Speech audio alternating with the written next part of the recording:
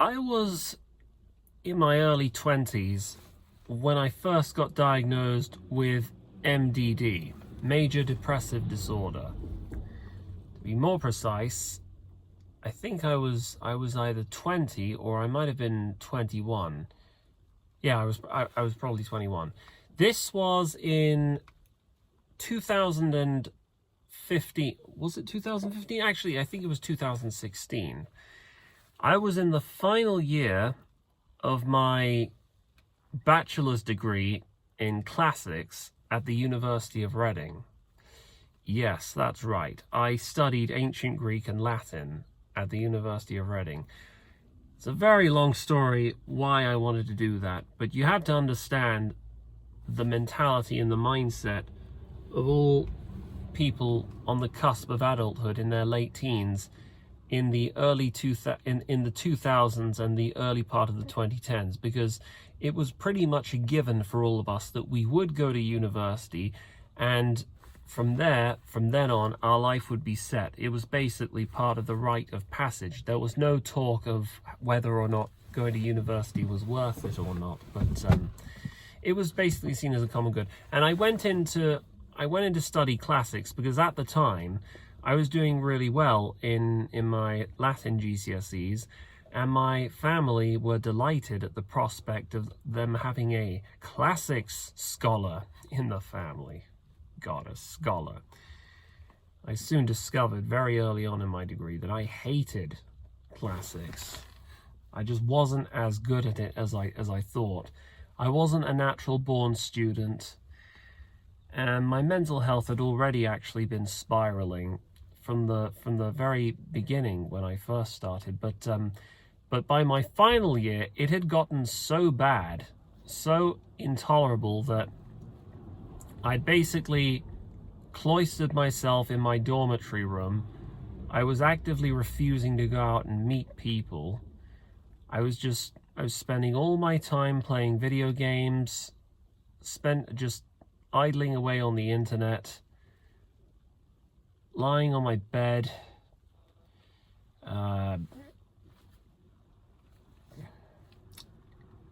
my dormitory had basically become my prison. And it was things were, I had moments where it was like that before, but that was when it got really bad, and I had to move back in with my parents. And basically what happened was I resolved, our university offered for me to change the structure of my university degree so that it was gone into part-time instead of full-time, so that way I could divide my final year academic modules so that I could basically break it down into 2 separate years.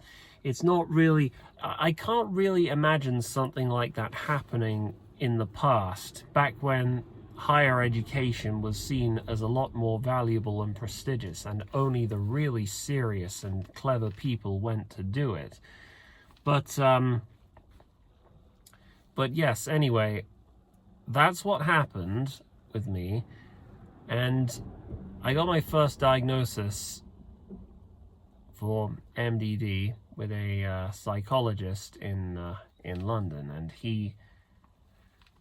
I can't remember exactly what it was he prescribed for me, but there was an uncomfortable truth that was buried deep in the back of my mind the entire time, even before I visited the mental health clinician, and it's taken many years for this to develop into what I now understand to be the root cause of depression. And in a nutshell, and this is the truth, by the way, that nobody likes to acknowledge, but as they say, the truth does set you free. So anyway, this is what I eventually began to realize. I used to think I was suffering from depression, but in actuality, what I was suffering from was way worse. I was suffering from reality. I was coming to terms with the realization that I was just not meant to be in university. I was surrounded by peers who were basically leagues more intelligent and more intellectually curious and with a far greater appetite for learning than I was. I was like a fish out of the water. I came from a family of people. Nobody on my father's side of the family ever went to university because, you know, my father, he worked hard and everything, God bless him, but he just objectively, he wasn't that bright. Well, the best that could be said about him is he was a midwit. You know, he could have enjoyed a comfortable office job, and he should have by all rights, because midwits, you know, they deserve to be part of a society. But as a society, we're kidding ourselves if we don't accept the basic truth that intelligence, academic performance, things like social functionality, because that's what I call it, you know, functionality, the ability to do what is expected of you and to succeed and prosper in a society that values people who can maintain good social connections and who can possess niche skills that can help maintain and improve the economy and serve their country. These things are not evenly distributed among the general population. There's to my mind, there's very few people who were born to be smart and clever, who were meant to go to university. It used to be the case, I think, pretty much up until the 1950s, or was it the 60s, that university, it was for the aristocracy. It was for the ruling class. It was part of their upbringing, in much the same way that going to Eton or Harrow was. It was where they would learn, I think it used to be a place of learning about the truth of Christianity and the Bible. But over time it changed and it became an area, a multidisciplinarian field of research. But then they tried to broaden the appeal of universities. They expanded the list of applicants who could go there, so it was no longer the prerogative of the rich and the ruling class, but now people who could afford to go there could go there. And then they started paying money so that ordinary people could go to university, thinking that this would improve the intelligence of society. That's what they thought. I think most people, at least by now, are beginning to wake up to the reality that this was, at best, an incredibly naive idea. First of all, the main reason for that is that, as I said, not everyone is intellectually gifted enough to go to university. Some people aren't even intelligent enough to finish secondary school. Well, that's just a fact. There are some. You can carve a meaningful path out of your life without finishing school. There are many uplifting examples of people who have become really successful and famous despite the fact they never finished school, like Hitler. He didn't finish school, remember? There's probably a lot more examples, but that's the first one that came to mind. And we shouldn't be living in a society that places this undue value on academic qualifications, because you shouldn't need a doctorate of physics to work in sales, or to work as to work for the civil service, or more relevantly, in my case, you shouldn't need an MSc in building surveying. Like, what the hell even is that? That's the kind of thing you should need to take up an apprenticeship for. You shouldn't need an MSc in building surveying to become a surveyor. But this is the world we live in now. Essentially, what's been going on, and this has especially been true since the 90s under the new Labour government. They started incentivizing all students to go to university, and by the 2000s and the 2010s, half of all people were going to universities. And what this led to is the universities made a ton of money over this. They started adding all these meaningless degrees which don't really serve any practical value. Like, I'm sorry if this makes me sound bigoted or prejudiced, but it's a running joke, you know, things like media studies and general studies. And then there are these other things like feminist literature and race studies and critical race theory, like they have over in the States. I don't know if those have been that big of a subject over here, but yeah, the higher education has become a racket. I started this video by talking about depression, and I ended up going on this whole tangent about higher education. And no, I started off this video by talking about my depression, and now I'm making this all about the problems with higher education.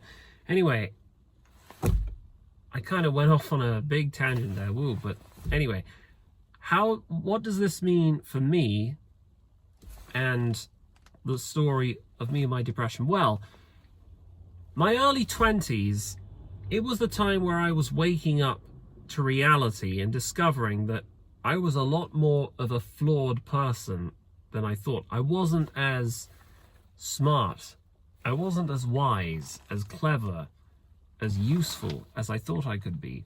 Because up until then, I had this naive belief that as long as you work hard, as long as you put in the hours, you read the books, absorb the facts, as long as you study, then everything will be all right.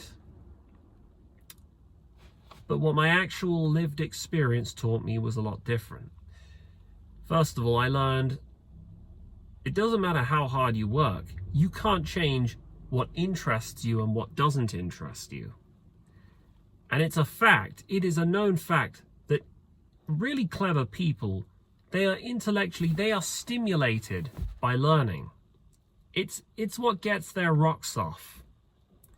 In fact, it's so important to them that they become depressed and upset and anxious if they're not in an environment that fosters this kind of intellectual growth. And also, then there's the matter of basic ability, that some people can do in 5 minutes what another would take hours to figure out. I don't think I need to explain this, but it's basically true, because not everyone, again, as I mentioned earlier, not everyone is as intelligent as each other. There's an uneven distribution of intelligence. This is what Charles Murray and Richard Herrnstein refer to in their book, The Bell Curve. There's an unequal distribution of intelligence, and before anyone says anything about racism, I mean within races, specifically within the white race, because it's not realistic to expect a working class lad whose parents were coal miners or factory workers to think that he can become an Oxford Don overnight. And to compounding this issue, our government gives out scholarships and grants to literally everyone except the people who need it the most, which is people like the working class lad whose parents were coal miners or factory workers, who I mentioned earlier. And universities are a weird place. I did it again. I keep losing track of what the video is supposed to be about. Anyway, getting back on topic, I think my university experience, it was one of my more formative one of the most formative experiences I had, especially as an adult, because it was when the seeds were being planted. I did manage to get my degree at the end, thanks to thanks to how the structure of it had changed, thanks to what the faculty staff had agreed to do for me. I did manage to get through with a passing grade, but I never went anywhere with it, because by the end of my university degree, I was so burnt out and demoralized by my experience there. I learned that if this is what I need to do to get a job, and if my job is going to be anything like this, then I want nothing like it. I want to get a job that's simple. I just want a job where I do a basic repetitive task, I get paid an hourly wage, and that should be enough. You know, can't we do that in this day and age? So ever since that point, basically what I did was I worked a number of minimum wage jobs at McDonald's, jobs at tourist resorts, jobs as a barista, jobs as a bartender, and now I'm a postman. Of course, then, over the course of the next decade, I would slowly come to realize that actually these minimum wage jobs, while they do give you money which you can spend, they are also soul destroying, they are soul crushing, and it opened my eyes back again to the whole drive and the whole push that everyone experienced in order to go to university in the first place, so that they could climb up the ladder, climb up the rungs of society to escape, you know, to improve their lot in life again. Which, looking back, you know, I had a very sheltered upbringing, because I'd never had my first job until I was in my very late teens, till I was 19 and 20. I really wanted one, but I just couldn't get it. My parents didn't seem to take my concerns about take my desires to have a job seriously. They didn't do anything to help me. They didn't teach me how to make a proper CV, how to apply properly. And there's a sad irony in the fact that my dad was a recruitment consultant, in that his job consisted of helping people find work, and he never helped me find work. I did that all by myself, without his help. Thanks a lot.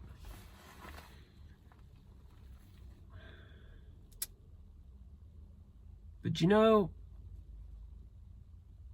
looking back on the last 10 years of my life, it's easy, I think, to pinpoint when the depression began in earnest.